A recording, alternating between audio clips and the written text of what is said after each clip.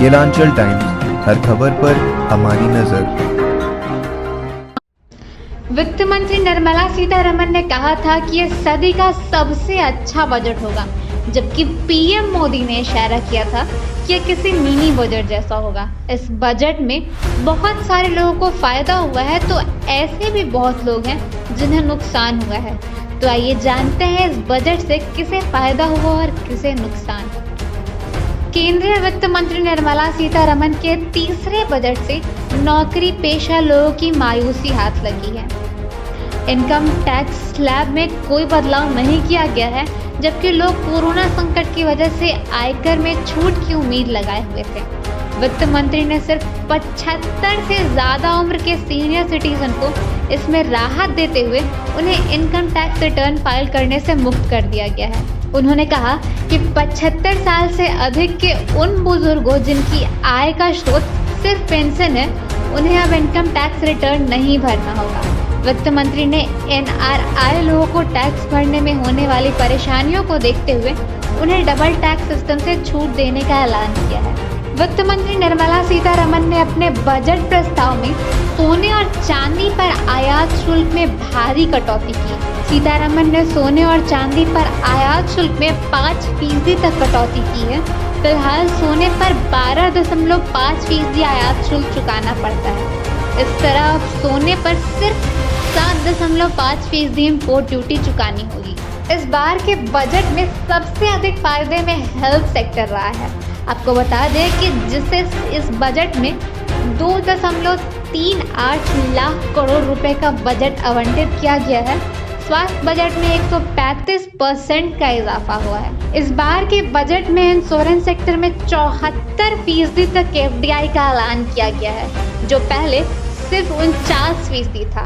इसके अलावा निवेशकों के लिए चार्टर बनाने का भी ऐलान किया गया है। आपको बता दें कि बैंकों का फंसा हुआ कर्ज दूर करने के लिए एक अलग से कंपनी बन रही है, जो इन फंसे हुए कर्ज को बैंकों से लेकर बाजार में बेचेगी। ऐसे में उम्मीद की जा रही है कि बैंकिंग और इंश्योरेंस सेक्टर में ढेर सारी नौकरियां निकलेगी। प्रवासी मजदूरों के लिए सबसे अहम घोषणा तो ये रही कि उनके लिए सरकार एक पोर्टल शुरू करने जा रही है, जिसके जरिए सबकी जानकारी जुटाई जा सकेगी। इसमें बिल्डिंग वर्कर्स और मैन्युफैक्चरिंग वर्कर्स समेत सभी वर्गों के मजदूर होंगे। सरकार ने घोषणा की है कि लेबर कोड को लागू करने की कोशिश जारी रहेगी, जिससे न्यूनतम मजदूरी सुनिश्चित की जाएगी। महिला मजदूरों के लिए अहम घोषणा करते हुए वित्त मंत्री निर्मला सीतारमण ने कहा कि महिलाएं हर कैटेगरी के काम कर सकेंगी और उन्हें नाइट शिफ्ट करने की भी इजाज़त होगी। ये सब नए लेबर कोड के जरिए लागू किए जाने की योजना है। बजट में स्टैंड अप इंडिया के तहत अनुसूचित जाति जनजाति के लिए मार्जिन मनी की जरूरत 25% से घटाकर 15% की गई है। इसके अलावा एक देश एक राशन कार्ड स्कीम को भी 32 राज्यों में लागू करने की प्रक्रिया जारी है और इसे तेजी से आगे बढ़ाया जा रहा है, जिससे गरीबों को मदद मिल सके। केंद्र सरकार ने इंश्योरेंस की रकम को 1 लाख रुपए से बढ़ाकर 5 लाख रुपए कर दिया है। यानी बैंक में रखा आपका पैसा डूबा तो आपको 5 लाख रुपए मिलेंगे। यानी बैंकों के बंद होने पर ग्राहकों के नुकसान का भुगतान किया जा सकेगा। पहले बैंक में रखे पैसे का इंश्योरेंस 1 लाख रुपए का था, लेकिन सरकार ने इसे बढ़ा दिया है। वहीं बैंकों के डूबे कर्ज का मैनेजमेंट करने के लिए सरकार कंपनी बनाएगी।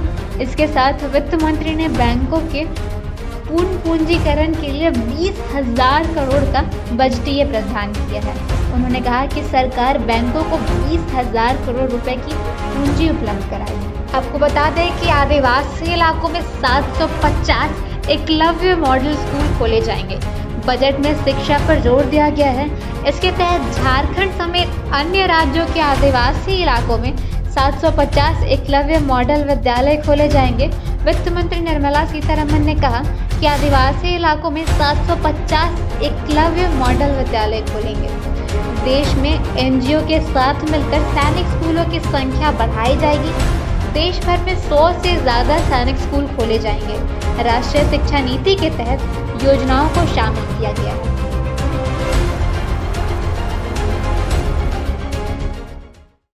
केलांचल टाइम्स, हर खबर पर हमारी नजर।